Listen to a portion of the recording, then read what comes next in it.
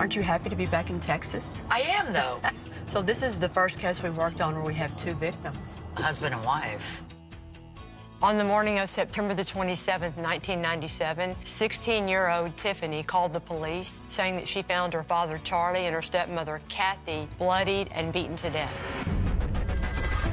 What is your emergency? Yes, my parents are sitting here with blood everywhere.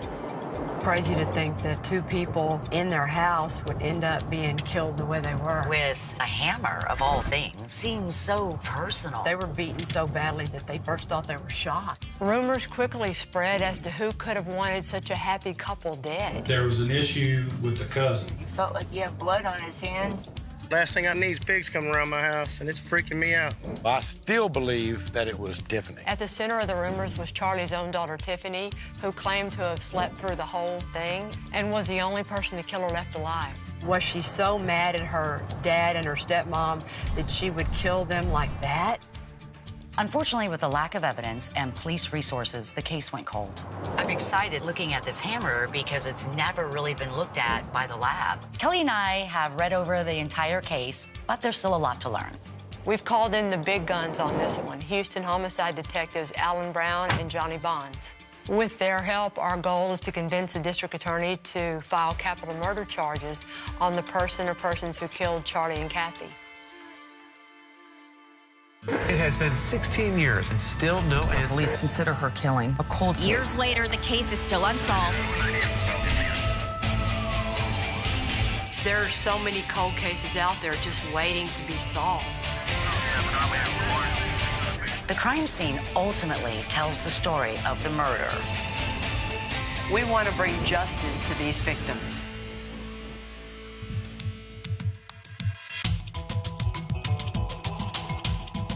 I'm going to bring you to meet some more of my people. No, wait a minute. The whole state of Texas cannot be your people. They're all my people. They're all your people. Hey, guys. Look who's here. Hello, ladies. Good morning. Good morning. Good morning. Yolanda, this is Tammy. Hi, nice to meet you. And this is Danny Jones. Hi, Yolanda. Hi, nice to meet you. Every cop probably has a case that he will remember throughout his career, and this one's mine. The murder happened, 16 years ago tomorrow. and you were there that day. Yes. It was one of my first homicides as a detective, where all the responsibility was thrown upon me to solve this case. Well, we all read it. We're all excited. Us too. LaPorte is not the type of town that has a lot of violent crime. It's very rare. And so when you have a double homicide, it just gets everybody all scared. Well, show us the room. Let's go start You talking. ready? Right this way.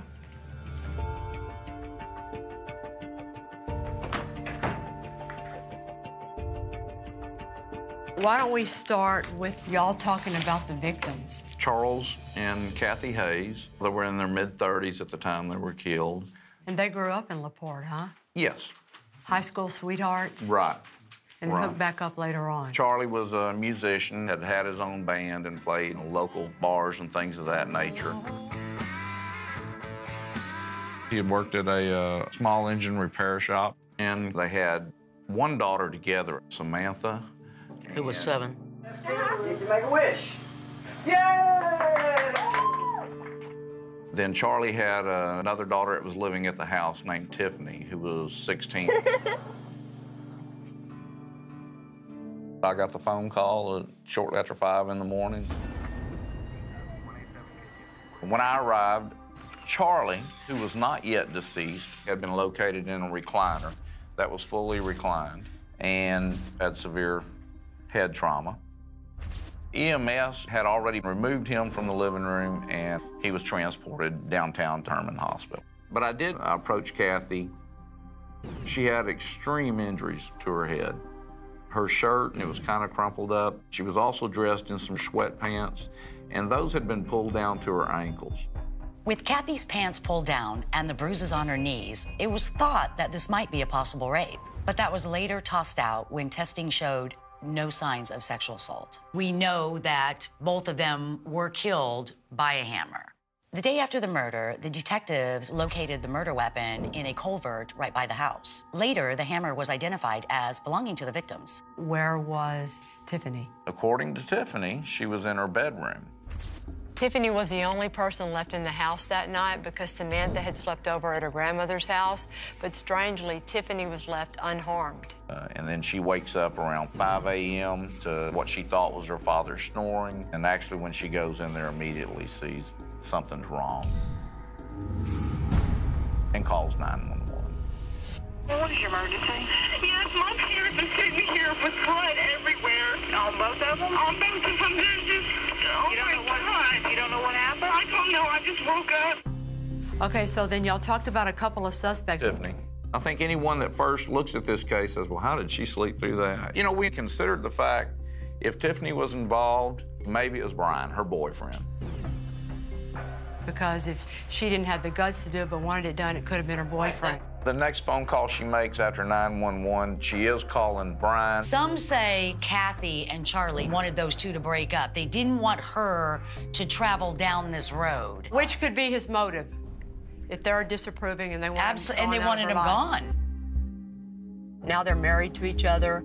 And have 4 children. Wow. Okay, so if it's not Tiffany or Brian, then who else are we looking at? According to Tiffany, when she went to sleep around midnight, Charlie was already undressed and in his bed. And later, of course, when he's discovered, he's dressed in black-colored Levi jeans. It's very possible Charlie could have got up and allowed the killer inside. I mean, he obviously got up and got dressed for a reason. Maybe someone came over and visited, and maybe we know that there was rolled marijuana joints in the ashtray. We showed Tiffany pictures and pointed out that there are pillows on the couch, and she's saying that was not there when I went to bed. Really?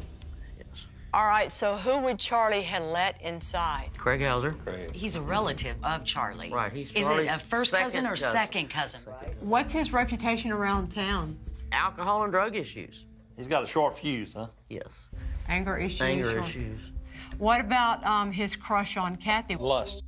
Yeah. At the time of the murder, his mother lived within a half mile. So that's walking distance. Yes. The last one we got up here is Paul Salazar, and we get his name because of Wanda Spiller, who did live right there in the neighborhood, who says right around 4:30 in the morning, she sees Paul, who she knows, running around, and it kind of freaked her out. In the report, it says that Charlie had the disagreement with someone at the lawnmower shop, and Paul Salazar worked at the lawnmower shop. And it was a Hispanic male that he had the disagreement with. And so the question is drinking and maybe using dope going to be enough to make him snap and kill?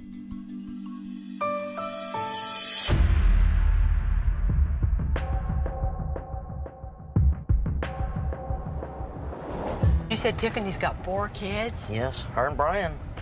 Wow. We need to be cautious talking to Tiffany because we don't know if she's involved in her parents' murders or if she's just an innocent victim. Luckily, she and her half-sister Samantha are really eager to meet with us. But we're going to have Johnny Bonds listen in the car. Can you tell us anything about your dad, about your mom? You probably have a lot of stories. Always happiness. Just the music, constantly music. There's a lot of music. I remember the music room and being a kid and, running out there, and it was amazing. Since it happened, it's just been rough. I wish year after year that they were here with me. If we were able to have answers to this, I don't even think any words could describe the feelings that we would all feel. Samantha has never been told the details of the crime scene because Tiffany has always wanted to protect her sister from all that. But we need to ask her some other questions, too, so you don't need to hear all that right now. But in order to solve this case, we have to find out as many details as we can. As much as you can remember, kind of start with that night. I've always been a deep sleeper. And I just remember waking up and I heard just this weird breathing. So I get up and I'm rubbing my eyes, and I'm like, oh my gosh. I walk around, and as I'm rubbing my eyes, I slip in her pool of blood and almost fell down. And she's right there, just laying there. So I call 911. After I dial 911, I turn around and I just see everything. I just see it, and I know this is bad. And I remember at some point I knelt down to tell the operator, and I felt her, I think it was her back, and she's not breathing. Want to check and see if she has a pulse? Oh, I don't want to. Oh, man. Oh, poor Kathy. And then I turned to my dad. I put my hand on his chest, and I said, he's still breathing, he's still breathing. And shortly after that, the officer knocked on the door. Ma'am, are the officers in the house? Yes, they are. Okay, I'll let you go. Okay. Okay, new subject. Craig Hauser is your dad's second cousin? Yeah, he's cousin. And the first time he sees you and talks to you after everything happened, what was that like? It was at the fairgrounds. There's a booth set up, and I had volunteered for this certain booth, and I'm walking towards the booth, and Craig is coming at me. And he said, are you gonna give me a hug, or do I have to beat you to death? What'd you say to him? I just sat there, I didn't know what to say. And he didn't say anything else? He didn't say anything else. And in all the years, has he said anything else? We haven't talked to him. What are your thoughts about him? You know, I don't want to false accuse because I know what that feels like. What does it feel like? It's terrible. I lost part of my family. I didn't know Samantha for years, so I don't ever want to put that on somebody else, that I say, I think you did it, because it hurts too much. It's just awful. At this point, it's difficult to say. Either Tiffany had nothing to do with the murders, or she's been lying so long she believes it herself.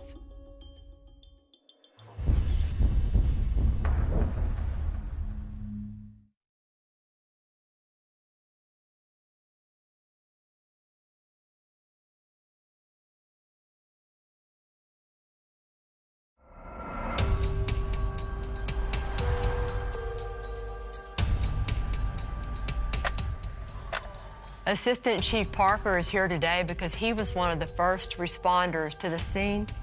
He's going to help us understand what they saw that day. We actually pulled up, and then pretty quick, Tiffany opened the door. And she appeared to be pretty pristine, and I could see her father right here at the corner. This house is pretty small, with 2 bedrooms in the back and a living room and a kitchen in the front area. Charlie was found in the living room, while Kathy was found lying face down near the dining area. So we had to get help for Charlie because he was still breathing, obviously still alive. She was obviously dead on the scene. Yeah, she's like her head is up into the wood area. Yeah, I remember a huge pool of blood right here. So you're thinking this happened when? I think time-wise, with his injuries, the fact that he lived it all for minutes, it happened more towards the morning. Oh, yeah. Look at the blunt force trauma. He's still alive. Because if it was 1 or 2 in the morning, he would have been breathing that long. He would have expired. None of us believe that Tiffany, if she was involved, would have been the actual one to swing the hammer. So that leaves Tiffany's boyfriend, Brian, Charlie's cousin, Craig Hauser, or Charlie's coworker, Paul Salazar. We don't know how the killer got in or when he came in, but we know before he killed anybody, he had to get the hammer. And we know the hammer was on top of the refrigerator. Refrigerator's right here. He gets the hammer. Charlie was in that recliner. His head was right about here. Yes. So our killer comes beside him, and he's hitting Charlie at least 14 times. And I mean, these are vicious strikes. He gets through, he's gonna have blood all over him. He walks back in here, he sets the hammer down on the mat. We know that he set the hammer down because it's traced out with the blood and everything. But he does that after she's dead. No, before. No, before. This is his blood only. When the investigators tested the blood, that was a transfer from the hammer onto the placemat. It exclusively came back to Charlie. So that means Charlie was attacked before Kathy. And then all of a sudden she comes out. Then he sees her and he's like, oh my God. She realizes something's wrong. She goes to leave. Oh, no, you don't. I got your shirt. I'm yanking you back. You're trying to get away. You're trying to get away. I got your pants. I'm trying to reach for this hammer. And she's trying to get away. She actually crawls out of her pants. Her pants are around her ankles now. Oh, here's the knee scrape. Look. Yeah. Here's the knee scrape. Yes, and you come out of your pants. Okay. You go down. But now I'm hitting you. Some of these are actually coming through because there's like 2 marks on the wall there. So he's beating her when she's down. Oh, yes. Yeah. Oh, yes. And she does bring up her arm once. She's got a perfect circle mark where that hammer hit her in the arm. Then he goes to the bathroom. He goes in here. We got blood in front of the sink. washes probably his hands, probably his face, and the hammer. Then he leaves. He's still got the hammer in his hand, and he doesn't even shut the door behind him. Nope, he lives he in leaves. a jar. I mean, seriously, what y'all just did was very impressive. It makes perfect sense to me. It also says that we have a killer who knows where the hammer is, Yes. who knows how to find the bathroom. This is a small house, and Tiffany's bedroom was just feet away from where her parents were killed. It's hard to imagine that she didn't hear these attacks at all, but it's possible. A killer comes out, he's got the hammer in his hand. He goes out through this gate, and we know he goes to this intersection. And it's, what, 5 o'clock in the morning or so, so Yep. it's still dark. And he doesn't stick this in here, he threw it up there. Because it was, what, a good 10 feet in there? At least, yeah. How'd y'all find it? We were desperate, checking trash cans, culverts, ditches, everything around Good here. for you, man. The location of the hammer suggests a route that leads directly to two of our suspects. We know that Salazar lived to the left up here, just about 3 blocks away. And straight ahead down this street is where Craig Hauser's mother lived. Right. All right, let's go drive it. Where's the Salazar compound? We'll show you. According to a neighbor, Paul Salazar was seen banging on doors about 4 o'clock that morning, which is just around the time we think the murder could have occurred. There they are, right there. He also possibly had a prior altercation with Charlie at that lawnmower shop where they both worked. You were working at the lawnmower shop with Charlie Hayes. Yes. Did y'all ever have a disagreement between the two of you? No. He told his daughter he had a disagreement with a Hispanic male that worked at the lawnmower shop. I was the only Hispanic male there. But I never seen him have a disagreement. Okay. The day the murders happened, Wanda Spiller, and she's dead now, and she made a sworn affidavit, and she swore you were there between 4 and 4:30 in the morning. She's asleep in the car. You're banging on Hale's door. I didn't have a watch on me either, but I don't think it was that late. Paul is denying everything. He's saying that he and Charlie were buddies and was home that night hours before our crime ever even took place. But I heard that the boyfriend had been missing and... Yeah, nobody's ever been arrested. Well, I thought all this was done.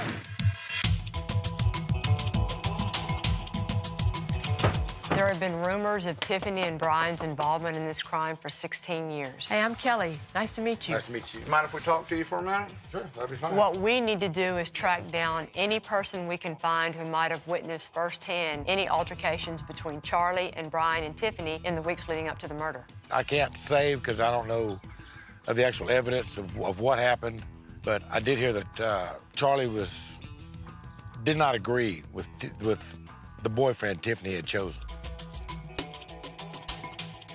I've heard some hearsay from other people. Is it the week before Kathy and Charlie died, Tiffany had told him that she was going to get married to Brian. And Charlie told her, "Oh, my dead body."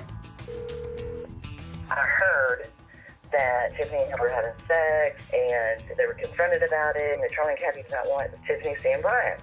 Huh. The best of my recollection, Charlie was not real happy with Brian there near the end. Everybody is eager to share what they've heard. Who did you hear that from? I'm not exactly sure. But so far, it's mostly rumors and hearsay. She gets on the phone to call Brian, not 911, is what I was told. Who told you that? Somebody did. I don't remember. Somebody told us. In the legal world, it's called hearsay, and it's inadmissible because it's not firsthand information. Well, we weren't there. For it to be admissible, it has to be what somebody saw with their own eyes or heard with their own ears. This is your quote. Brian's relationship with both of them was good, and they approved of the relationship. Kind of the opposite of what you're saying now, and that's why I'm wondering if this is stuff you picked up after they were murdered. Right. And maybe you're right. Having solid witness testimony is not only the key to building an airtight case, it's also the best way to find the truth. Well, anything else along those lines? Any behavior that you witnessed? The weekend before they died, there was an issue with the cousin. Craig Hauser? Yeah. Charlie and Craig were arguing about borrowing a car. And Craig blew up. Was he yelling? And it was, he threw the keys. Yeah, he almost hit our daughter with the keys. Did you recall that maybe Hauser had some inappropriate feelings toward Kathy?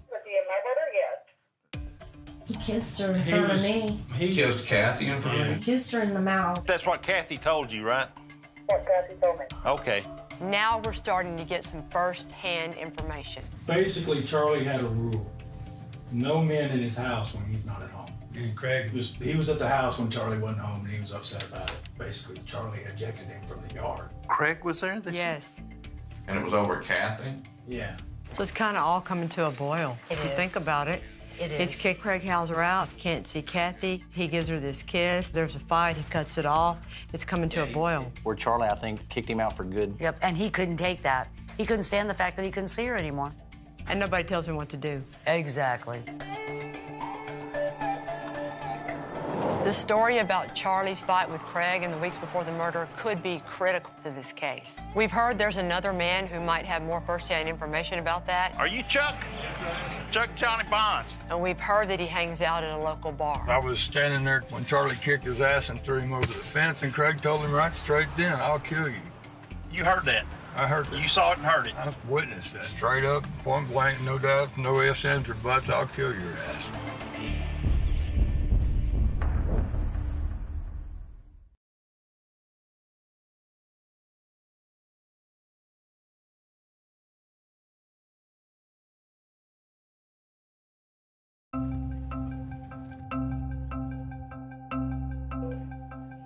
We've got more indicators all pointing toward Craig Hauser, but before we can go there, we need to verify Brian's alibi. Remember on the night of the murders, yourself and some other people were at James Stanczyk's apartment? Brian has always claimed that he slept over at a friend's house, and he didn't leave there until 5 a.m. because he had to go home and mow his mom's yard. Did Brian stay there all night? I'm pretty sure Brian was there all night with us. Okay. Do you remember him leaving? Do you remember Brian leaving? I know he left to go back to my parents' house because he had to go mow their grass or Right. something in the morning. Like 5 o'clock in the morning? Yeah, he wanted a ride or something, and I couldn't give him a ride. Did he not have a car? Did Brian did not have a car. Richard Rogers and Brian's brother's stories match their original statements. Now it's time to talk to Brian. Let's hear his story of what happened that night, and let's see what we think about him. Did Charlie ever have one of these come to Jesus talks to you about Tiffany? About, boy, that's my daughter? Oh, no. There wasn't ever any conflict? No, worried but, about no, because we were buds. I think he knew we were right for each other. We all had that understanding. We didn't try to do anything inappropriate in the house or anything like, Well, actually, I think somebody said that he asked you not to disrespect his house. Disrespect his house? By having sex with his daughter in the house. No, I don't recall that. So tell me signs of deception-wise, the way he's kicked back in the chair and all that. As a cop, what are y'all seeing? Y'all never had a conflict at all? No, he was like Skipper and I was like Gilligan. Oh. That's pretty much the way we rolled. I was his little buddy, Yeah, he's kind of stretched out, looks pretty... You're not reading anything funny. Yeah, he looks If he knows something, he tells you, and if he doesn't, he tells you. He seems pretty honest about it. I know that this is over your head for the last 16 years. Yeah. How's it affected you? I mean, we lost so many friends in the process, and that's the painful thing. All the people we used to hang out with just turned their backs to us, gave us the cold eye, man, and we lost pretty much everybody. We've spoken to everybody in the world of Brian and Tiffany, and it's time for us to make a decision about their involvement. Okay, so let's look at Tiffany, everybody. She didn't wake up. Probably the luckiest thing ever happened in her life. It's a good thing that Tiffany didn't wake up that night. That's a good point. If she did it, why would she call if her father's still alive? She doesn't know he won't live and say she did it. You sure he's breathing? He's got a heart bleeding. Daddy! Daddy! Whoever did this would have blood all over him. She didn't have any blood on her. She has nothing on her. And she appeared to be pretty pristine. Then we go over here to Brian. Nobody actually says they hear Kathy or Charlie say, "We told Brian he couldn't come around anymore." Charlie didn't tell you that he doesn't want Brian to come over anymore. And this is all hearsay. I think. Oh, okay. Okay, alibied out. That's definitely cleared up. I didn't think he had a guilty bone in his body. So. And nor do I. Tiffany not only lost her parents, but she and Brian have been the victims of rumors and suspicions for the last 16 years. 16 years later. Yeah. So when all those people that all these years have been thinking that they did it, now y'all can go tell them all they were wrong. We're now down to 2 suspects. We don't have a lot of information pointing to Paul Salazar, so we're going to focus our investigation on Craig Hauser. I think if Craig Hauser did this, I think Donald Reed knows it. According to Craig's statement, on the night of the murder, he and his stepbrother Donald went out drinking and stayed at a local hotel called Grumpy's. The next morning, they checked out of a hotel and moved to a new one in Sugar Land where they were going to be working construction. So now I would like to see what Donald Reed has to say about that night. Okay. So y'all were staying in Grumpy's Motel. Yeah. Y'all being out at some club. Texas Saloon. You remember that? Yeah, because Tanya had just came back around. Okay, so she was your girlfriend. Oh, yeah. Okay. And I told them to take the van. You talking about Craig? Craig. And the next morning when you got out of bed to go to work, was Craig in the room with you? No, I was with Tanya. So after Texas Saloon, you didn't see him till he arrived in Sugar Land? Yeah, and I believe he was late getting there. My God. He completely destroys Craig Hauser's alibi. Hauser says he went back to the motel and spent the night with Donald at Grumpy's Motel, and Donald says he didn't come back at all. How long has it been since you talked to Craig? Probably 6 to 8 months. He came up here, walked in my door, drunk as hell. First thing, hey man, you got a place I can lay up and sleep? And I'm thinking, you motherfucker, I ain't seen you in years. And you come straight here to my house and want a place to lay down and sleep? Really? Yeah. He says that Craig did not come back. He didn't see Craig till the next day in Sugar Land. Yeah, that's sweet. And he's never said that before. No. Beautiful. So not only did Donald destroy Craig's alibi, I'm thinking that his story of Craig showing up at his house, unannounced, drunk, looking for a place to crash, sounds a lot like our crime scene.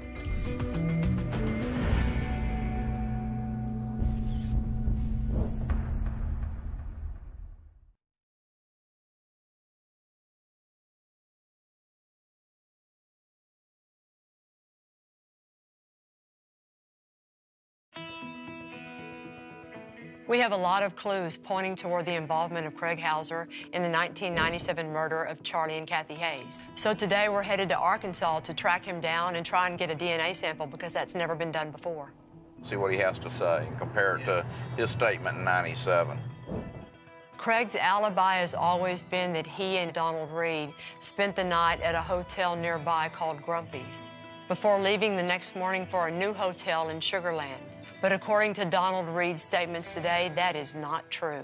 On that night that they were killed, because I'm kind of new to this, on that night, run me back through. You I was staying at a hotel. I can't tell you the name of it. Yeah. Me and my stepbrother. Donald Wayne Reed's his name. Okay. And we were there in a hotel room in Sugar Land. We know from the hotel records that Craig did not check into that hotel in Sugar Land until the day after the murder. Either he's remembering that incorrectly or he's lying. There's some people that said that maybe you and Kathy had an affair. Is there any truth to that? No. Y'all never had any type of relationship or anything? Absolutely. Okay. Did you ever actually live in that house? No. Or did stay for a length of time, a week or something? We were there all the time doing all that music recording. I mean, shoot, I was probably there 7, 8 hours a day, every day almost. Oh, okay. Whenever you slept over there, whenever you stayed the night, where would you sleep at? They had a couch right there in the front room. Didn't you and Charlie have a fight or something? It wasn't a fight. There was never a fist thrown, nothing like that. Charlie never knocked you to the ground or anything outside? Charlie and I never, ever got into a physical altercation ever in our life. All right. Appreciate it, Mr. Hauser. So, did y'all ever get anything from Tiffany or her husband? You know, people talk, and we got to filter through what's the truth and what isn't the truth. It's no surprise that Craig denied everything, but the very first cold case that I ever worked, I learned that the best way to solve a cold case is by finding the most important people in their lives after the murder happened. So the agenda today is to find all the women who have ever dated, flirted with, kissed, drank a beer with, had sex with, or God forbid, been married to Craig Hauser. There was a time you were separated from your husband, I believe, and that you actually dated Craig Hauser? Well, yeah, he never mentioned anything. Not until I was in Houston, going to Houston with him, and all of a sudden he said, "Now look, if I get pulled over, they might put me in jail." I said, what are you talking about or whatever? And he goes, "Well, they think I had something to do with murdering these people." And he went like telling me how they found the bodies. And I was just like so scared. He said the man was sitting in a recliner and someone had come from behind and just hit him a bunch of times. A bunch of times? A bunch of times. He said that? He said that. Attacked from behind while sitting in the recliner is not public knowledge. So just that one statement alone is the one detail of the scene that no one would know but the police. Killers always tell somebody. They either cry about it or they brag about it. Sometimes both, depending on who they're trying to impress. Or intimidate. Yeah.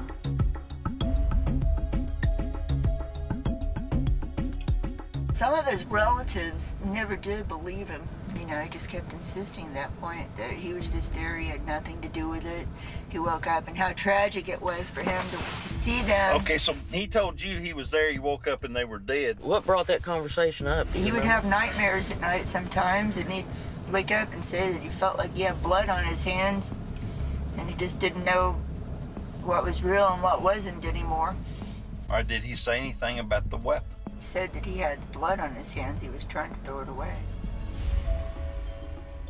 It's not a confession, but it's an admission that he was You there. know, and apparently Craig's conscience isn't quite as clear as we thought it was. I thought it was going to be a feather day. We finally got some chicken. Yeah.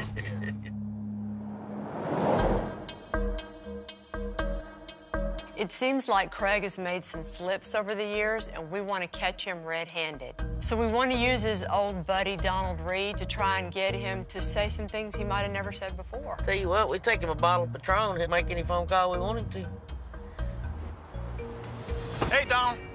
You've been very helpful, and I'm going to ask you if you do something else, and you don't have to do it, but I'm going to ask you if you do it. What's that? I want you to call him. What? And just tell him that we called you and we're coming back up here to talk to you. Yeah. I have no problem doing that at all. And wire up your phone, and we can listen in. So, okay. Donald's more than happy to help us out. I just hope he can sound convincing. Otherwise, it's going to be a bust if Craig knows that he's faking it. Yeah, you talk just like you normally talk to him, and Well, again, I think I always talk is he'll know exactly what I come up with. I think you being a little pissed that we're coming back might be appropriate. Yeah, I do too. Here it goes.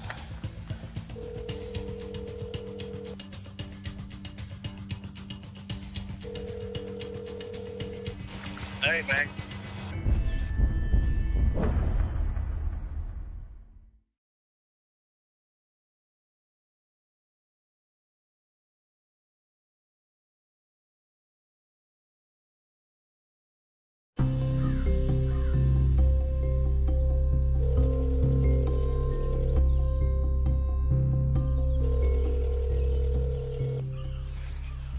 Hey, man. Hey. You heard anything more about the cops coming around you? No, but I don't understand what they're dealing. I really don't. Well, let me tell you something. They came to my house again. Oh, they did? Yeah, they sure did. And I don't know what the f***'s up, but you know, I just got out of prison, dude. And last thing I need is pigs coming around my house, and it's freaking me out. No, it's freaking me out.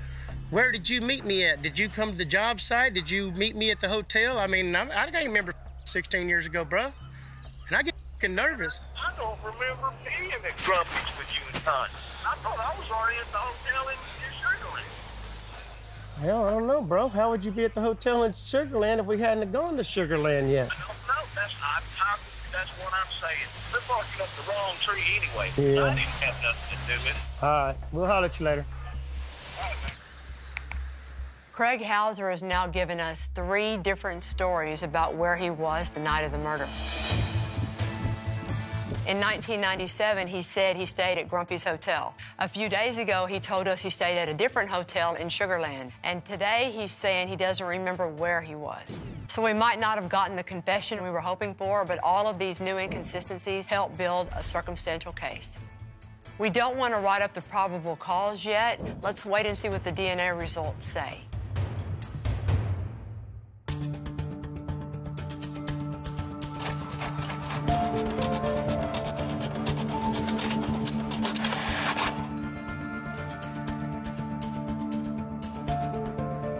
All right, the first thing is the hammer is inconclusive, but we figured that was a huge possibility because we know that hammer was rinsed off in that sink. The white T-shirt, the panties, and then we got her sweatpants, All three of these are extremely weak, which means basically they're useless. We were all hoping to get DNA results from Kathy's clothing, especially where we know her shirt and her pants were grabbed by the suspect. Unfortunately, it came back far too weak to be able to ID our killer. On the marijuana cigarette, the one that was halfway smoked comes back to Paul Salazar. Definitely him, or cannot exclude him? Oh, it's definitely It's him. Holy It's him. shit. On the whole cigarette is also Paul, with nobody else. So Paul's on both. So that tells me the rolled marijuana joints came from Paul. So maybe Charlie, saw Paul earlier and picked up 2 joints. But then we're talking touch of DNA. But if he too. rolled the joints and sold it to him, it would be Paul Salazar's Absolutely, because he probably licked DNA it. on it, which would mean he rolled them, which would mean he sold them. There. But again, what the heck? Why hasn't he said that before? The DNA puts Paul Salazar with the joint, and even though that's no evidence that he's the killer, it does show that he's been lying to the police. He's been hanky since we've been here. He didn't want to cooperate, didn't want to come down here. He hadn't come down here. Right. He hadn't been down here. But he could be hinky because he knew he sold them dope. And he says he's only been inside their house one time. But he wouldn't have to be inside their house if he's just given Kathy some dope to smoke, or Charlie. Well, I think y'all need to get Paul Salazar down here and put him in the interrogation room and run at him the way you never have before. And show him the DNA report with his name on it and see what he says. Yeah, you gotta accuse him of it. Yep. Yep. A Accuse hard him of this interview. murder. A hard interview for the first time. Yeah.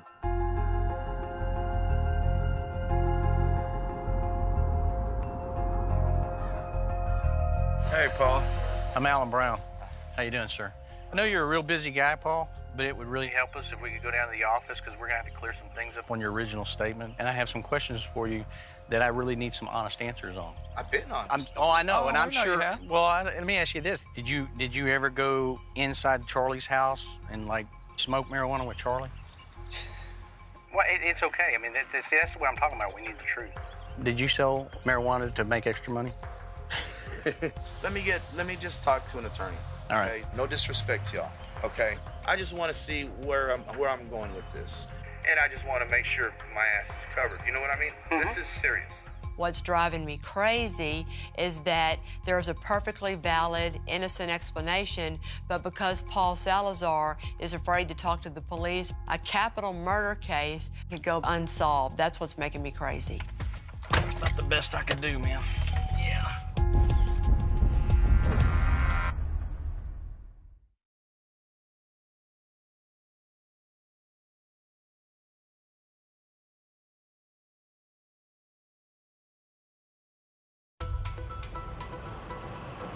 Okay, how'd it go? So we talked to the DA's office. They think we have a good case. They issued us a grand jury subpoena for Paul Salazar, and it satisfied the subpoena by giving a statement to Mayor Danny. Perfect. All right, bye-bye. All right, bye. Nice. We all agree, after all that we've done this week, the evidence against Craig Hauser is huge. We have a killer who knows where the hammer is, Yes. who knows how to find the bathroom. Down this street is where Craig Hauser's mother lived. Craig told him, I'll kill you. You heard that. No ifs, ands, or buts, I'll kill your ass. How would you be at the hotel in Sugarland if we hadn't gone to Sugarland yet? Did he say anything about the weapon? He said that he had blood on his hands. He was trying to throw it away. But we can't ask for his indictment until we can clear out this DNA on a marijuana cigarette belonging to Paul Salazar.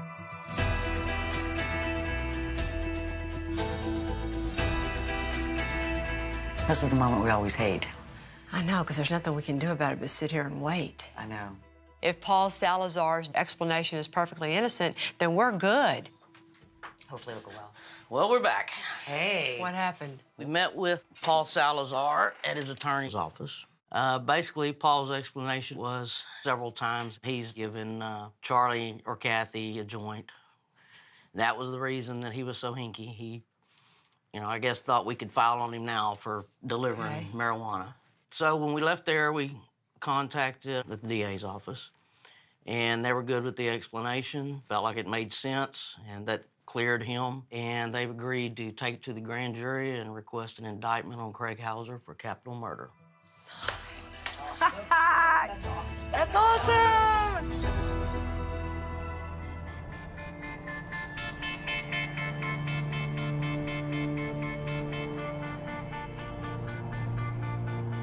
For Samantha and Tiffany, I think just knowing who did this to their mom and their dad will at least relieve them of some of the pain they have felt all these years. Right. Get everybody here. Thank you. You know, you can lose a parent and it can affect you. But when you lose both parents and you're so young, it changes your whole world for the rest of your life. Everything changes. And that's what happened with these girls. Well, girls, Tammy's got some good news for y'all. We talked to the DA's office, and they've agreed to present the case to a grand jury and ask for a capital murder indictment on Craig Hauser.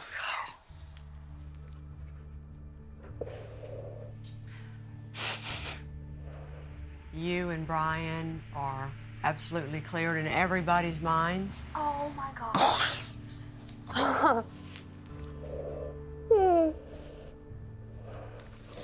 Thank you. Oh, that's awesome. The case is good. The case is strong. And now everybody who's ever looked at you and thought you had anything to do with this is going to know that you did not. I lost my whole world, and it's been really, really hard. I could never hurt my parents. I love them so much. Thank you. Thank you so much. You're very welcome.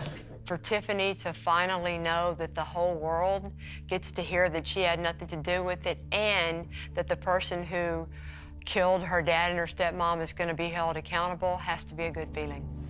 Thank you so much. Finally. Yes, finally. If I had a chance to speak to them right now, all I could say was, I love you.